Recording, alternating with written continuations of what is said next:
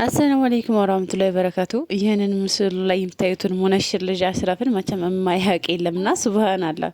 ምንድን ነው ከዚህ ገና ህፃን ልጅ ነው እንግዲህ ከዚህ ወደዚህ የቀየረው ነገርና እስኪ ራሱ ወጥቶ የተናገረው ነገር አለ። አንዳንድ ጊዜ ሰው ስታምኑ የሚደርስባቸው በደል አለና ማመን እንድትበደሉ ያደርጋቸዋል። እስኪ ቪዲዮውን እስከ መጨረሻው አዳምጡትና እንመለሳለን።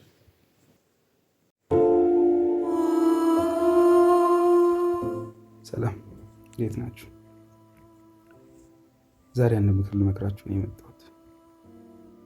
ምክር ወይ ደግሞ ከኔ የህይወት ተሞክሮ ወይም ካለፍኳቸው ወይም እያሳለፍኳቸው ካሉ ነገሮች ለእናንተ ትምህርት ይሆናል ብዬ ስላሰብኩኝ።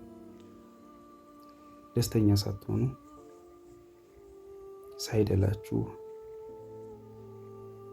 ሁሉም ነገር እናንተ በምትፈልጉት መንገድ ሳይሄድ ችግር ውስጥ ሆናችሁ ሳላችሁ ግን ደግሞ ለሆኑ ሰዎች መከፋት፣ እንዲሆኜ ቢያዩኝ ይከፋቸዋል፣ እንዲሆኜ ቢያዩኝ ይጎዳሉ፣ ያለሁበትን ሲቹዌሽን ስሜቴን ብነግራቸው ይጎዳሉ ብላችሁ ያልሆናችሁትን ደስተኛ መስላችሁ አትታዩ። ከከፋችሁ ከቻላችሁ ተናገሩ እንደከፋችሁ። ምክንያቱም ሲደጋገም አእምሯችሁ ላይ ከባድ ትራውማ ነው የሚፈጥረው።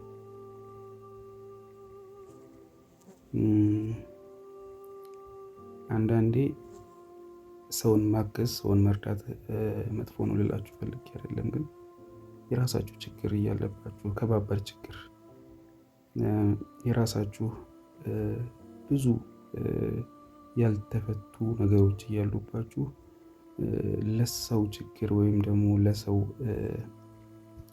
ጭንቀት ስትሯሯጡ ስትታዩ የሚመስለው ምን መሰላችሁ?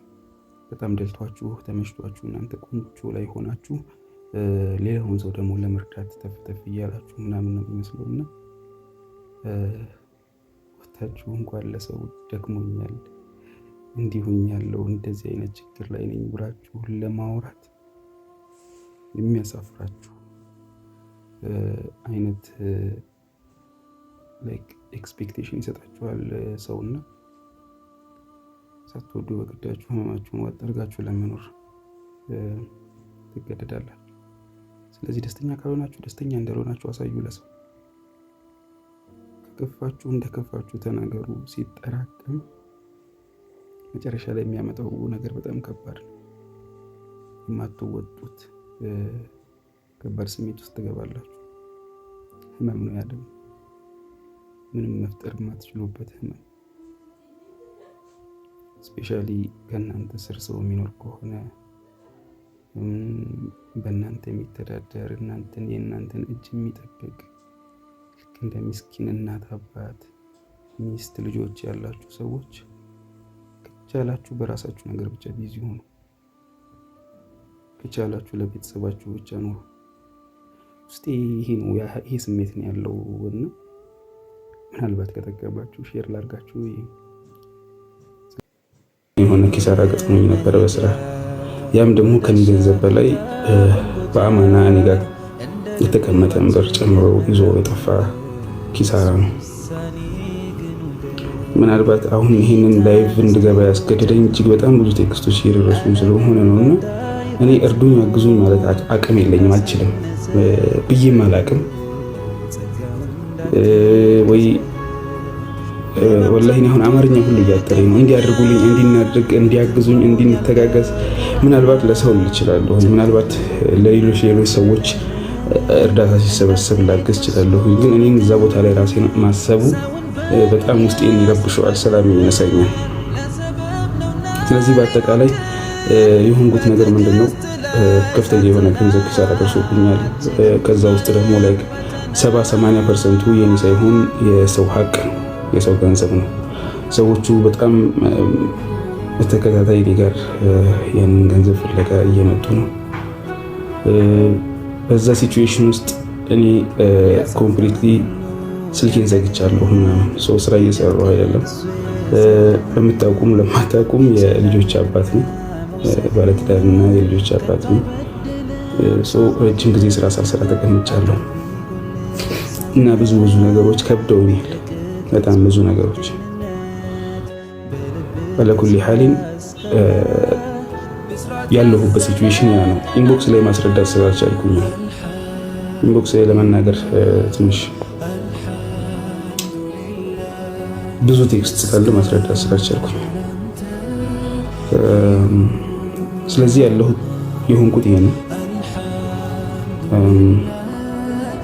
በዱዓችሁ አትርሱ። ሰው ልጅ ይሰራል፣ ይሞክራል፣ ይወድቃል፣ ይነሳል። ጌታውን እያመሰገነ ይቀጥላል። አልሐምዱሊላህ ረቢል ዓለሚን ለኩል ሐል። አላህ ጌታዬ ላለሁበትም ላሳለፍኩትም ለሚመጣውም ነገር በሙሉ ምስጋና ይገባው እና ኢንሻአላህ ተዓላ እንግዲህ ከአላህ ጋር ሁሉንም ችግር አብሬ አልፋለሁኝ። እናንተ በዱዓ አግዙ። ዱዓችሁ ከምንም በላይ ነው ለኔ።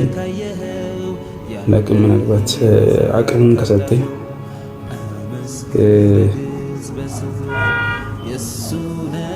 ካጠነከረኝና እናንተ ፊት ለመቆም የሆነ ጥንካሬውን ካገኘ ምናልባት ተመልሼ ልመጣ እችላለሁ ወደ እናንተ። ተረፈ አላህ ያውቃል። ዱዓችሁ አትርሱ። ጁማ ሙባረክ ማለት ፈልጋለሁ። ሁላችሁም ወዳችኋለሁ። ለተጨነቃችሁ በሙሉ አፉ በሉኝ ስላስጨነቅኳችሁ ስላስከፋዋችሁ። እንግዲህ በዚህ ሲቹዌሽን ውስጥ አይታችሁ ስለተከፋችሁ እንግዲህ በጣም ይቅርታ ጠይቃለሁ ሁላችሁም።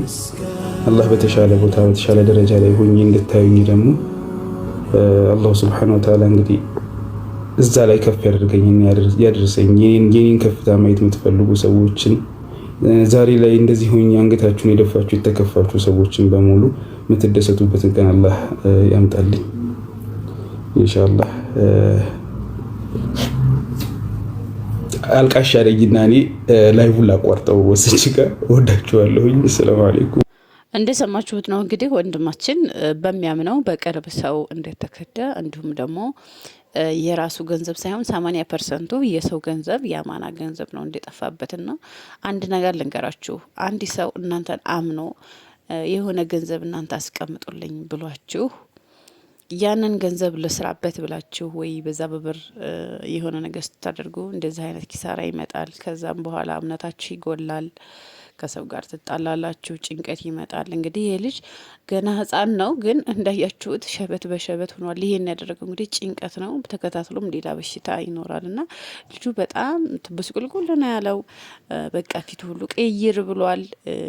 የሆነ እንደውም ምን ወላሂ ሳይወድ በጣም ነው የደነገኩትና በቃ የሆነ በሽታ የያዘው ነው የመሰለኝ ማለት ነው። አላደን እንደዚህ የሆነ ካንሰር ይዞት የሆነ ሰውነቱ ልቅ የሚል አይነት ሰው አውዝ ቢላሂ እንደዛ ነው። እና በእርግጥ ጭንቀት ራሱ በሽታ ስለሆነ በመጨናነቅ እንግዲህ ጸጉሩ ሁሉ እስከ መሸበት ደርሷል። እና ወንድማችንን ከእዳ አላህ ያላቀው፣ አላህ ይርዳው፣ አላህ ይገዘው።